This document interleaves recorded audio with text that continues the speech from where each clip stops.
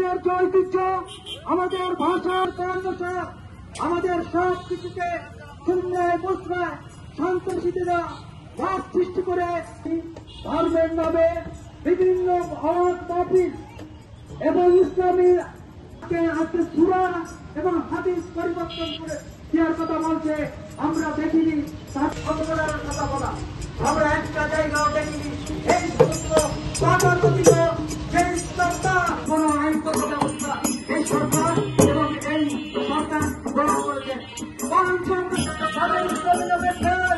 এই সমস্ত তথ্য আজকে আমাদের সামনে ৭১ সালের পুনর্বলে না দিলে যাওয়া যাবে না।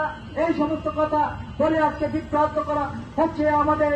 আমরা দাবি জানাই অবশ্যই যত দ্রুত কথা একে গতকালকে আজকে বাউল্লা যে ঢাকায় দাবি তুলেছে যে আমরা ২২ লক্ষ বাউল শিল্পী ৫টা ঐক্যবদ্ধ একই সুরে মিলাতে চাই। আমরা কোনো ঘটনায় মেনে নেব না। যে পরিস্থিতি এর তীব্র নিন্দা জানায়। অবশ্যই আওয়ামী সরকারকে মুক্তি দিতে হবে, তার দিকে চিন্তা নেই, সেই ইতিহাসে পরিণতি আপনাদের ভোগ করতে হবে। এই বলে আগামী দিনের লড়াইয়ে আমরা সহ্য করবো না, সেই কথা বলে আমি আমার বক্তব্য শেষ করছি। সকলকে ধন্যবাদ, সকলকে ভালো থাকবেন। অপরাধী আবুল সরকার এই যে বানা গান যারা করেন, এই গানের বিএনপি তো গান বাজনার বিপক্ষে নয়, তাহলে বিএনপি ক্ষমতায় আসলে তো সমস্যা না। তাহলে তোমরা বিএনপিতে ভোট দিতে ইউটিউবে সার্চ করে দেখবেন, এই কথাটা আপনারাও শুনতে পারবেন।